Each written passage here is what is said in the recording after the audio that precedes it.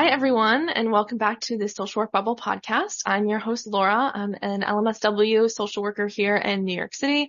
And today we welcome a special guest, Basiliso Moreno, LMSW, who will be talking all about self-care for social workers. So a very important reminder. Thank you, Bas, for coming on today. No problem. Thank you for having me.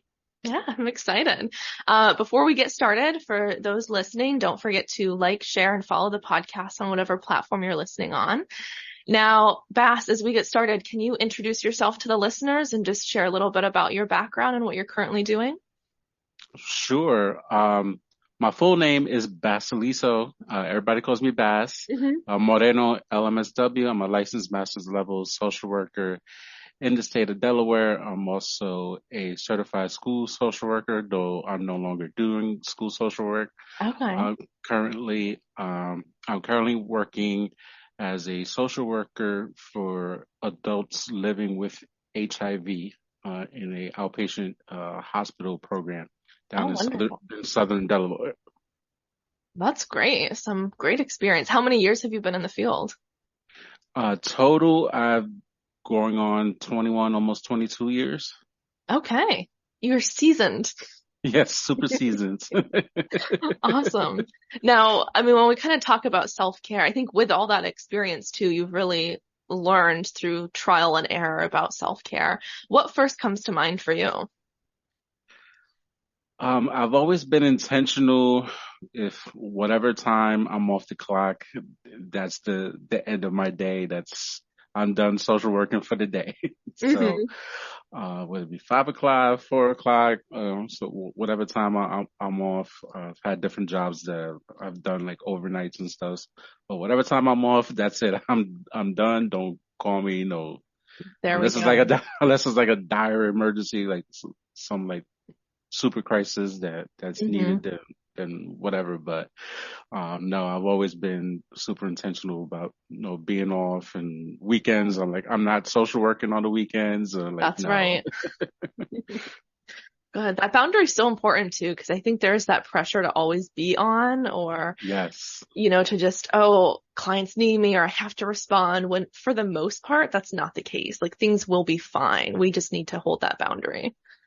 No, absolutely. I've had jobs that I'm not a meeting type of person. So when I've been at jobs that the meetings like first thing in the morning is like, I'm still trying to wake up. I haven't had my full dose of coffee yet. I was like we're going to be talking about the same stuff that we spoke about yesterday or whatever. There's no new updates, so leave me alone. Let me try to wake up. Definitely got to ease into the day.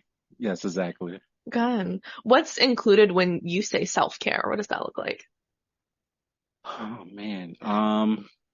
Nowadays involves singing top of my lungs in my hour and a half commute, listening to the 90s hip hop and R&B music. Here we go. I'm also a licensed Zumba instructor. I've been a Zumba instructor since December 2018. So I've done my own classes online. I haven't done one in several months, but I've done classes here and there. So that's so cool. Part of my routine. Prior to COVID, I was going to the gym at least 4 or 5 days out the week. Just staying busy. I have 2 kids. I have a 14-year-old going to high school in the fall, and I have an 11-year-old daughter going to middle school in the fall. So, and then I still care for my 76-year-old dad who's still alive and kicking it. Yeah. All that keeps you busy, I'm sure. Yeah, plus recently celebrated my 1-year wedding anniversary. So being a husband and being that comes with that responsibility of caring for my spouse in different ways. So sometimes I got to be her therapist too. Very true. Yeah. I mean, it speaks to why that boundary though, and leaving work at work is so important, because we do have other responsibilities. We have other people in our life that we need to show up for, including ourselves, but also other relationships. And I mean, we're not able to given to those people or like support family or any of that if we're just overwhelmed at work. No, yeah, absolutely. No, I have a lot going on. Plus, I'm going through a rebrand of my small business on top of that too. So that I try to stay busy, would be family Mhm. or business or outside of social work. Yes, we need that separation. Yes. Good. I wonder, how has your self-care journey changed compared to like when you first started in the field versus now? Oh man. The one thing music has always been consistent. Um, I started in the field in foster care. I was literally maybe like 7 months after graduating from my bachelor's. Like I never even intended to go into social work. So Hmm. started working in foster care in like literally 21, 22 to now I'm about to be 44 in the fall. I was married for 9 years, Hmm. got divorced, and that I really like after my divorce in 2016, I definitely was like, okay, I need to hit the gym. Like, if I want to start dating again, gotta look halfway decent shape, and gotta take selfies now because all my pictures was like me and my two kids, and Right. it's like, and that, I started playing some basketball. Just bought a basketball Hmm. and just going to the local park, just shoot around and sign up for the gym, and then it just became more consistent and. Hmm. Uh, Reconnected with a friend from high school, and he was the one who got me into Zumba, and I loved it. Like I always liked dancing. Hmm. And dancing is a great form of exercise. A great form of self care. With Yeah. great music, and just kind of took off from there. So, um, always could find me at least back in the day when we had our Walkmans and our Sony Discman with my earphones listening to jamming to some music. Hmm. I'm originally from New York, so always on the subway with some headphones listening to music. Yes. Then it became like Spotify on the cell phone. So just always with some music also during COVID, out of nowhere, writing became an outlet. Considering now I was briefly working at a gym, doing Zumba classes occasionally, or at least as a substitute for if somebody couldn't make it. Hmm. And then when the gym closed because of COVID, now I actually got furloughed from the gym job, so writing became like my outlet. Working in New York during the pandemic, then having 10 clients pass away from COVID. Oh my gosh. Wow. And then my mom at the same time got COVID, and then she passed away as a result from COVID during the same time period. So I kind of out of nowhere just words just popped in my head and like, oh, this Yeah. rhymes, and just like two lines became like four, and then all of a sudden I had a poem, and then like I wrote again, like middle of the night, waking up. Literally, I was writing, Hmm. no lights or anything, just grabbed a piece of paper and I figured out what I wrote in the morning. And then Hmm.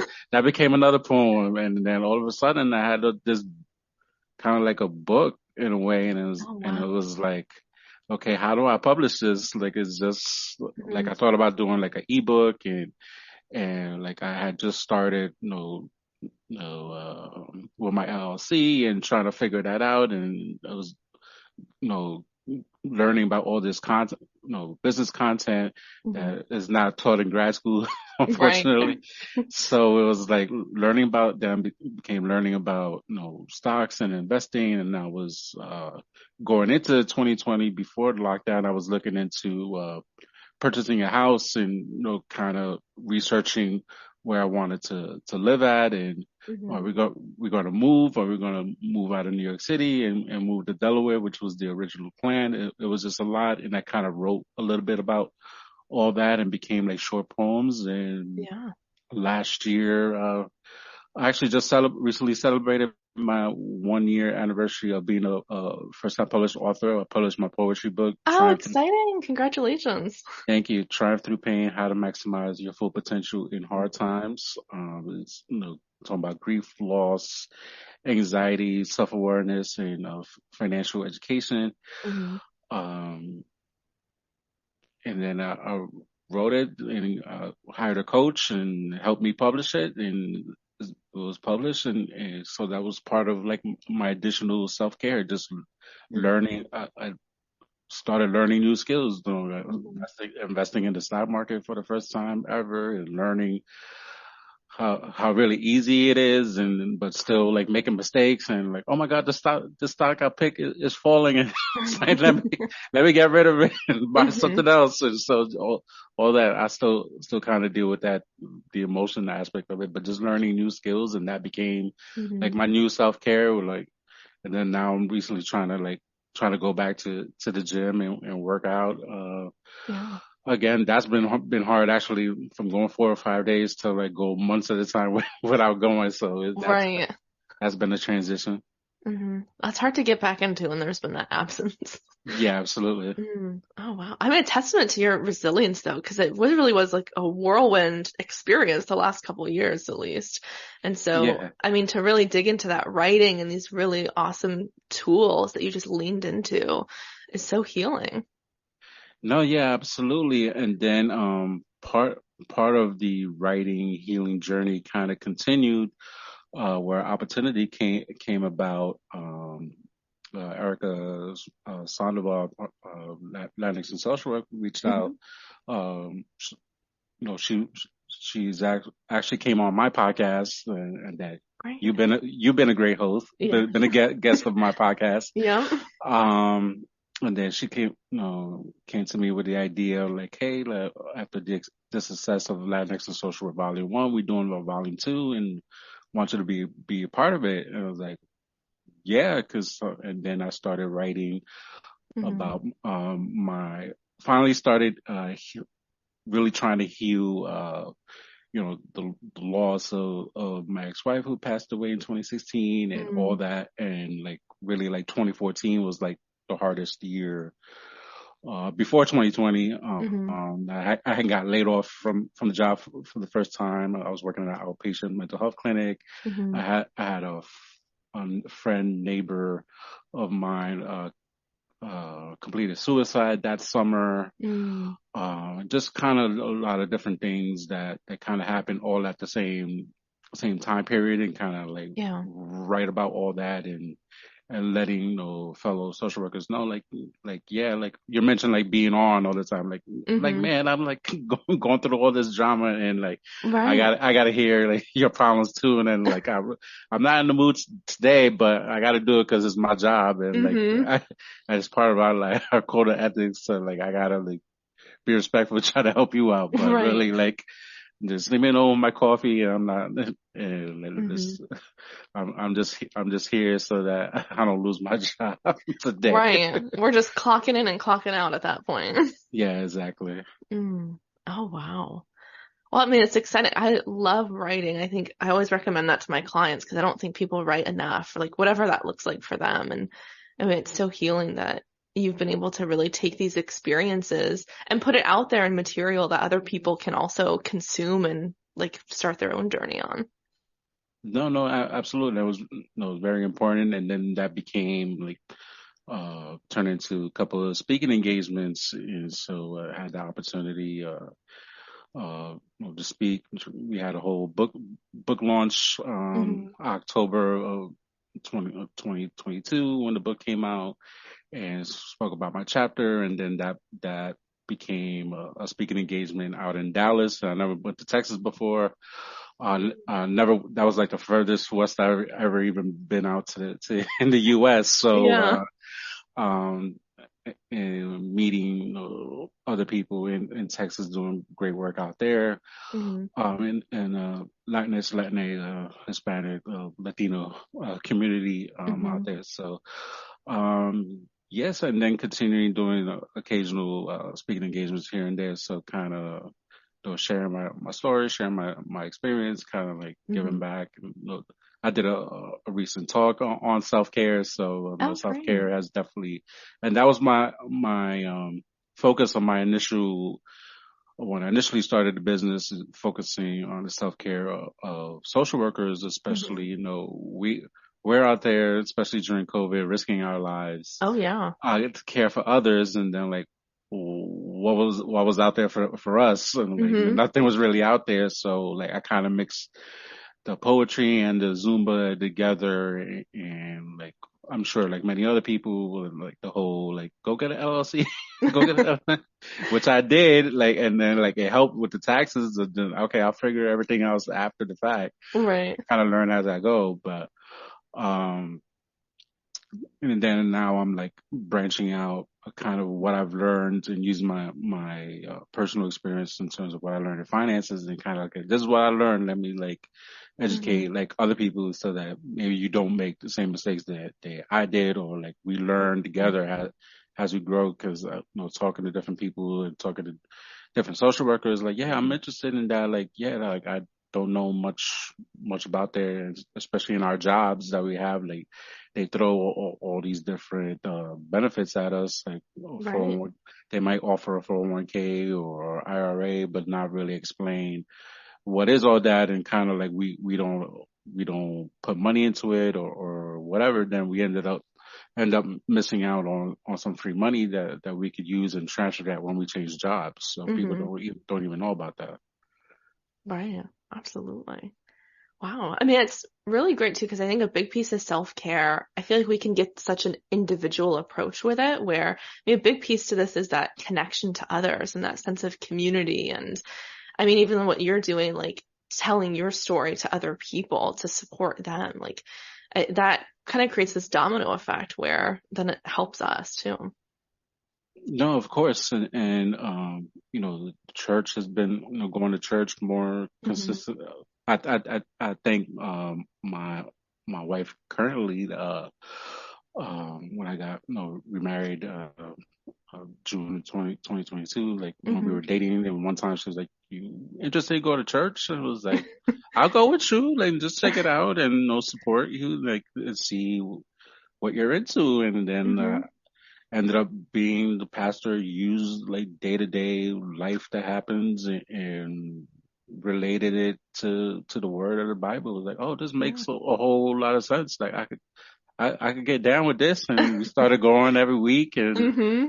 And then when we moved to Delaware, we were trying to find a church that was very similar. It's like, I'm not going, like, nothing against other religions and other Hmm. churches, but I really want something that I could apply, that happens on a Right. day-to-day basis, and related it to, because reading the Bible, like, is like, what? You don't Hmm. really don't understand what you're reading.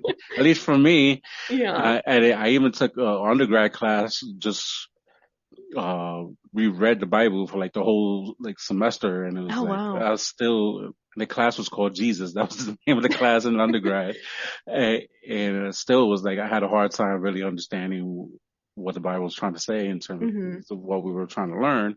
So, but having a pastor and a church really, day-to-day situations, like, oh yeah, and like it makes a whole lot of sense. It really kind of Hmm. digests, what you're trying to learn, and how you're trying to live. Hmm. And that's been definitely helped in terms of self Yeah. care as well. Absolutely. Definitely getting into that like spiritual self-care where that also just can give us a lot of hope and just create a good foundation for moving forward. For your experience, what have you noticed have been some of maybe the barriers to being consistent with self-care? Oh man, I think for me, it's trying to be. I'm not the most organized person in the world, Hmm. and time goes so fast, and Yeah. literally like a week could go by, and like, man, why is time going so fast? Like, I haven't done this yet. I haven't done this yet. This has been on my mind, and sometimes just slack, and you just, by the time the day's over, it's time to go to sleep, and like, okay, Hmm. I missed that opportunity. So, um, or just like, I want to go to the gym today, but then like, drive, try to drive home and then like, oh, no, I'm not going. And then like a whole day goes Yeah. by.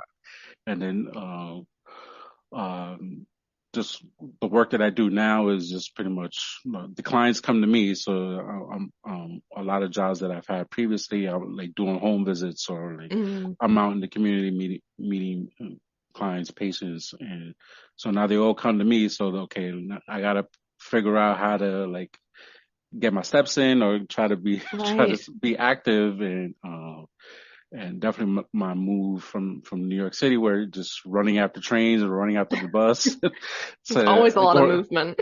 yeah, going up the stairs. There's always stairs and running for trains and stuff. And then now just driving everywhere. That's been kind of that challenge of trying to be active and Hmm. definitely, I'm older now, so I'm like, as soon as I eat, I'm like, I'm tired. I'm like, go lay down somewhere or just trying to Hmm. like, interact with the kids and my dad's going through stuff. So just kind of like, and by the time you know it is, it's already watch a little bit of TV and it's time to go to sleep.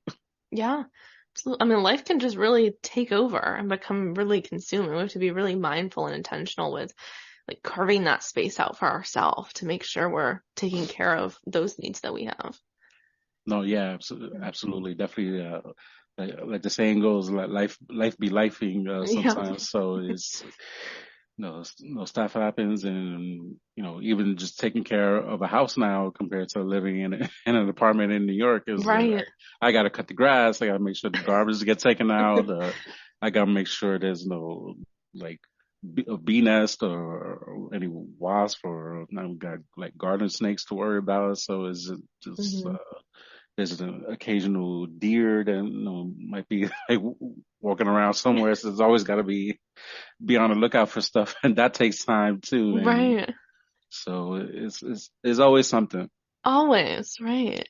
Have there been any particular workplaces you've had that have made self-care easier or harder? There's a job that I don't normally. So you're gonna get an exclusive. So, Oh, all right. I was briefly a assistant program director. The only people that know about it is the IRS. I got a W-2 for the job. Hmm. But I was working at a residence. The good thing, I thought it would be a good thing. The job that I had before that was kind of like uh, a perfect job until certain people in management Hmm. wanted to change how the role was going to be, and also we were going through a potential merger with another company. So Hmm. that job was great at first, and then was like, and then finding out from the agency itself that they were losing like $1 million a month. So like, okay, it's time to get Oh my the, gosh. get the heck out of that job. Hmm. And then so this job came up, and the job was literally up the street from my house. It was Office of Mental Health in New York City, Hmm. a residence. Um, everyone was 18 and older, had a history of severely mental illness, Hmm. um, and a history of some incarceration or jail time on top of that. So I was like, oh, great. Like, I could just go home for lunch, have a Yeah. home cooked meal, then go back and be done exactly at the time I needed to be done. I was working like 11 to 8, and then Hmm. like during the week and working a Saturday from I think it was like 1 to 9, something like that. So it was like Hmm. kind of like weird hours. I would have Sunday and Monday off. When I got there, it was like, oh, without really telling me, it was like a shift, like working in shifts, Mm. which was I never done that, especially in social work before. Right. I haven't done a shift job since like even before I got into social work. Um, And then if somebody calls out, I kind of like was like stuck being in the office doing an extra shift. So it was Oh, wow. like losing sleep, and my kids were still young. So coming home and be like after like 9 o'clock, the kids are not in bed, finding out kids still hadn't like finished their homework yet. It's Mm, like kids, and like my kids were not listening to my parents. Like, mm-hmm. so it's like, okay, let me see the homework real quick. Let's try to do this like real quick before go to bed. Or you waking up extra early in the morning so we can get Right. this homework done because you decided you didn't want to do it. So yeah, that wasn't good. And my daughter was like, please, to this day, she's still like, please don't ever get no residence job. Like that job was terrible for you. Mm-hmm. Oh So my gosh. sometimes I would go to work like 24 hours straight and just come home and have some coffee and like go to sleep. And so that Oh, job wow. was not, despite being like literally up the street from my house, that job Mm-hmm. was beyond terrible. Yeah, that sounds, I mean, And I, just and I was overwhelming. doing, I wasn't hired to do case management work, and I have nothing against case management work because that has Mm-hmm. been the majority of my work experience up Yeah. until recently. But you hired me for one thing, and I ended up doing all the case management work, and then Mm-hmm. you want to try to like write me up for not doing my administrative work, but like how you want me to do administrative work if I got to do all the Mm-hmm. case management work on top of it. So I was not supported by upper administration like whatsoever. And then like Mm-hmm. the program director that was there that hired me, like she was leaving, so then like I left right afterwards. Right. I started working at the job afterwards, right before COVID came. Oh, good. You got out of there. Yeah, so yeah, yeah, definitely when by the time like 2018 came Mm-hmm. and left, and I was like, all right, that's it. So Yeah. I mean, that's just, you can only do something like that for so long, especially with that unpredictability or like having to stay yeah, later unexpectedly. It's too much. yeah. So literally doing like a little bit like handyman work, like fixing the elevator time to time, like doing like What? security work, like literally checking to make sure like nobody try to jump off the roof, like make sure the roof door is closed, Oh and my gosh. with a walkie-talkie constantly going, like literally checking the whole building like a security guard. It was just a lot. It was really Wow. a lot. Yeah. Did not sign up for that. No, not at all. Oh my word. Yeah. I mean, it's a good moment too where we try to find things that would support self-care. Like, okay, it's a good commute, it's close to home, it has all these different factors, but we have to be really mindful of like all these other things that kind of come into play. Yeah, absolutely, and definitely, it helps me, and for anybody Hmm. listening, like it's okay, like just start. Like I see posts like, how do you like what do you get into in social work? For me, like just start somewhere. Like the whole point Yeah. is just to get the experience, and if you don't like it, okay, now you know a population you don't want to work at. So Hmm. for me, I know there's a residence. I never want to do residence again. Doesn't Yeah. matter what state or anything. And then I didn't have the greatest experience working at school as a school social worker. Hmm. And I've worked at two different school districts already Oh in wow. Delaware, and now I know school social work is not for me. So, Hmm. and like lucky enough for me, I always wanted to try to get back to working with adults Hmm. living with HIV. The population I really enjoyed. I worked at a couple of agencies in New York. Yeah. It's challenging, but or it can be challenging.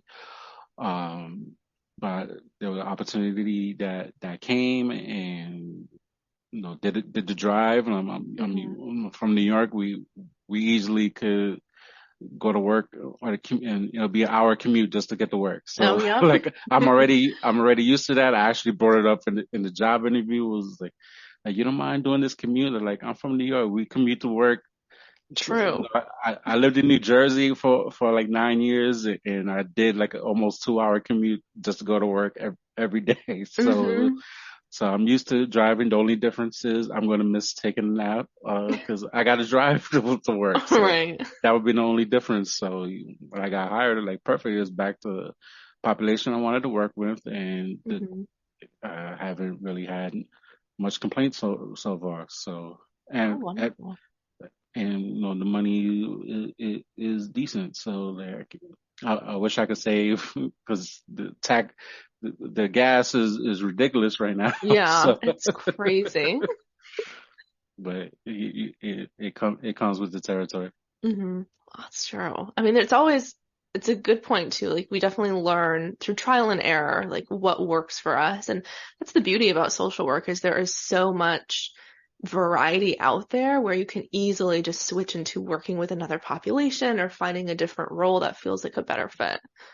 Right, absolutely. Or just picking up the skills that you learn and kind of do your own thing. And if you Hmm. want to branch out and start your own business and just Yeah. tapping into those social work skills and do that. I'm trying to do that currently. Hmm. And, I see so many people, so many incredible, dope social workers that I see currently really stepping out and doing their own thing with their Hmm. business and leave their 9 to 5s and become a full-time entrepreneur Yeah. and not necessarily do therapy. They Hmm. or the typical face-to-face, therapy and billing insurance. They're just using their group skills that we taught and kind Yeah. of like do our own thing. That's exciting. Oh, wow. What do you think, I mean, from all your experience, what needs to change in social work for social workers to be able to like do self-care more consistently? Oh man, it's really a lot, and Hmm. um, it's that question is kind of hard for me because so much has changed within the field, so much has changed. Right. Just society norms have changed, and just political landscape has totally changed since I graduated in 2010. Hmm. Um, I mean, definitely, I always preach all the time, like if you're gearing students into, clinical work and doing private practice, like there has to be some education in terms of how to run a business, how to run marketing, how do you Absolutely. find clients. That's first and foremost because you're doing the future conditions a terrible disservice. Hmm. I talk about on my podcast all the time about, whoever does therapy work and bill insurance or do self-pay would be absolutely killing it Hmm. financially since COVID with everybody's anxious, we all have collective PTSD Yeah. from COVID and the after effects of COVID that we are only beginning to really see and kind of like have those type of conversations, like just, Hmm. and so much goes into credit and how to obtain business credit and to help with our business. And just even if it's like one semester, just like little basics, like you're not really Hmm. gonna, obviously there's other stuff in the curriculum. I'm sure there's stuff. I figure out a way to cater to what students really want to need and Hmm. or want to learn. And it's hard.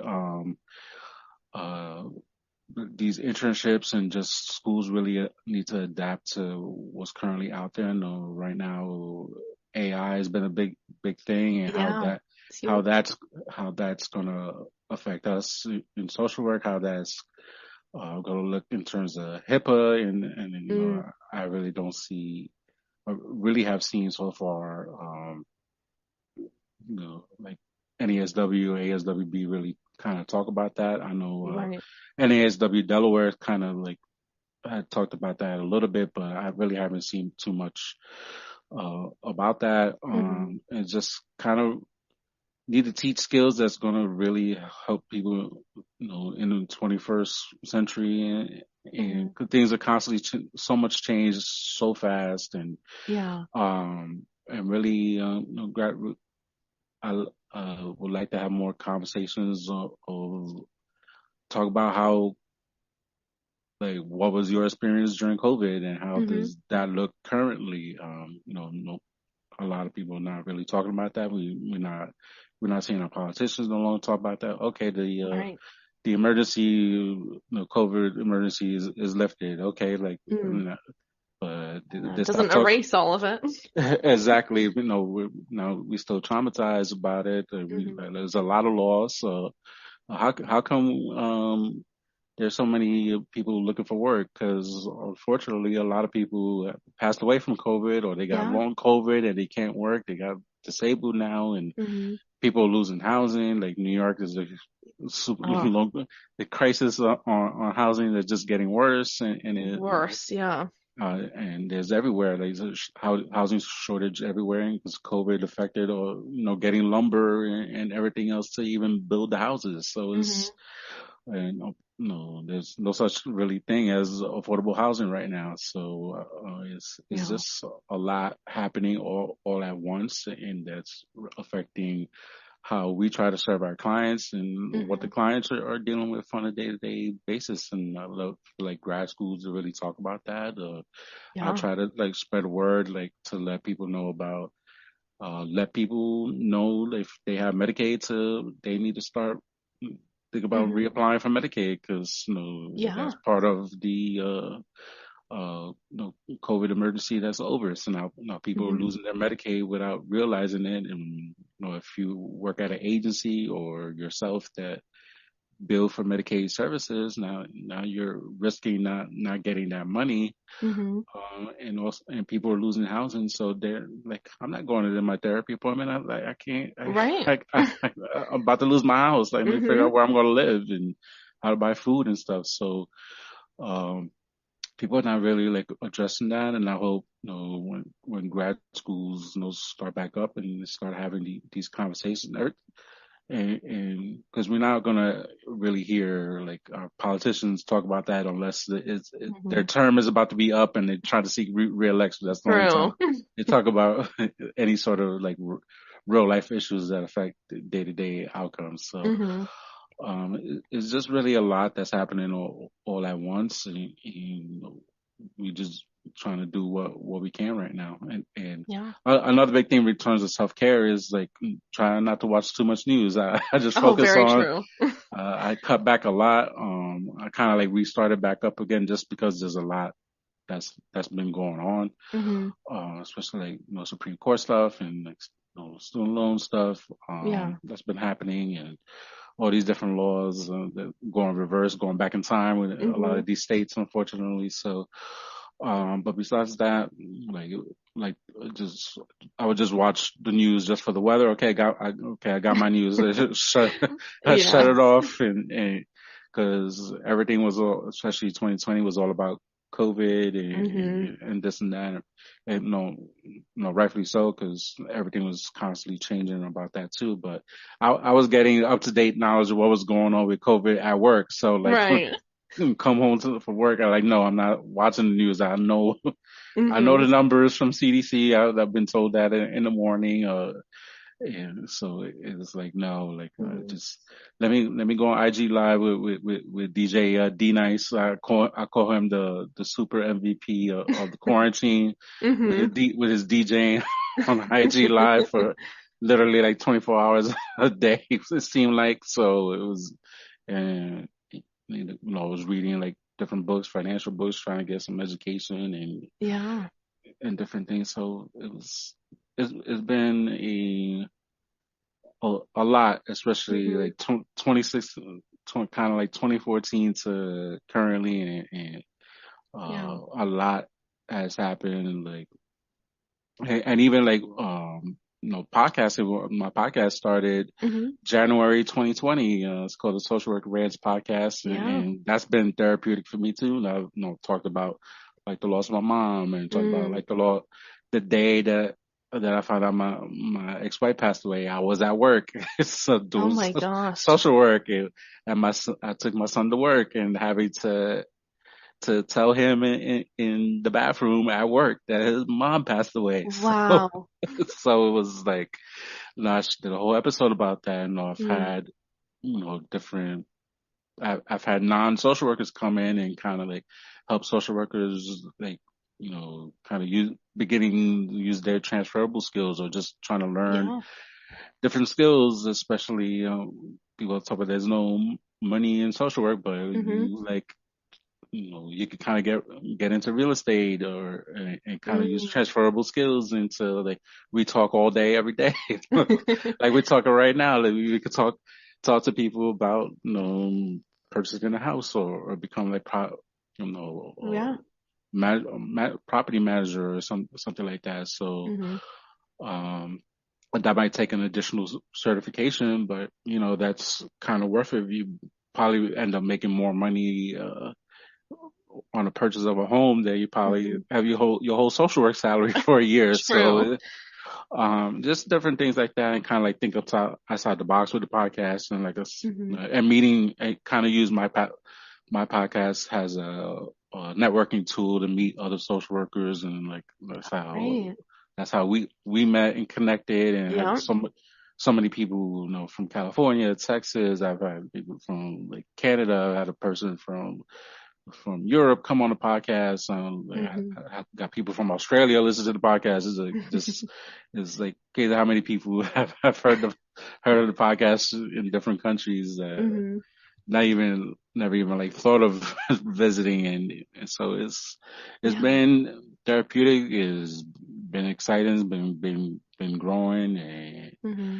and letting people know about it, and kind of like, and I try to be very tactical in a way, like who should I tell? Because got that New York in me, can't always trust anybody still. So it's like that, and kind of let people know about it. Like, hey, like you want to come on, we could talk, and Yeah. I don't know, you seem like doing great. I see you doing great work, and like we could just have a open, honest conversation about your work in the field, what you're Mm-hmm. doing, and let people know about it. Like I had somebody on the podcast who does group work and teaching self defense using guns, and just was all related like Oh, to wow. like social work, and like talking about self care, self defense, and group Mm-hmm. practice, and but using weapons, and There we go. respectfully and Mm-hmm. legally. So it was like just different ways that we using our skills that we learn in grad school, or just just people skills, and just put into practice. And Mm-hmm. there's unique and different ways to make money. Absolutely. I think that's huge. I mean, too, just that kind of creativity, even curiosity with self-care and these different things that social workers can snowball into what's helpful for them and so they can heal, they can thrive in their own way. Yeah, absolutely. And just mention self care, just Hmm. the self care of just taking a leap of faith and Yeah. move during during COVID, like, and no, I was ready to leave New York. I was just tired of like just kind of needing a whole new life change and life experience, kind of like Hmm. visiting Delaware, and doing some homework, at least from the real estate side, and like and kind of see what's out there. And literally they're building like communities from scratch, and Yeah. good school district. It was like stuff that like I didn't have growing up, and they try to give that to my kids, and like Hmm. let's make this move. And I don't like going back home unless I have to, especially unless it's for work purposes. It's got that something to do with my side business. Then yes, I'll go Right. back. And occasionally I go see my a couple of friends. Well, a lot of our friends are still live in New Hmm. York, so we try to go to visit them. And many my wife's friends, and my best friend uh, had babies during the pandemic. So Oh, okay, wow. now we gotta go see the babies as they grow up, Yeah. um, and hang out with them. So that's my main reason to go really to go back to New York. I could go on a whole self care tangent and rant of the current mayor. Oh my. I'm with you. uh, and really making the previous mayor look like a genius right now. So Mm-hmm. it's like it's really to, just all our major cities and just small Mm-hmm. towns and just in general the U.S. is kind of. I actually texted somebody like the U.S. is dramatic to live in the U.S. Somebody probably need to like move out for out of the country for self care. True. Oh my gosh. Yeah, I've had some clients say that to me where it's like, is it, am I really like this depressed or do I just need to move to another country? I'm like, fair question. Yeah. Oh, wow. Well, I mean, this has been such a great conversation because I think your story too is really empowering for people to hear. Just it speaks to that resilience, to kind of rolling with the punches. And I mean, you're just leaning into things that feel good for you and with that curiosity of, okay, what can be next? Like what can feel good for me? So thank you so much, Bass, for coming on today. Where can listeners keep up with your journey and continue to follow you? Yeah, so people could follow Bass City Consulting on Instagram, or also you can follow the podcast. The Social Work Rants Podcast is on YouTube on all audio platforms. Also have an IG page for it. You Yeah. can follow me there as well. Wonderful. Well, thank you so much. And as always, to our listeners, if anything resonated with you, feel free to like, comment, and share, and we will see you next time.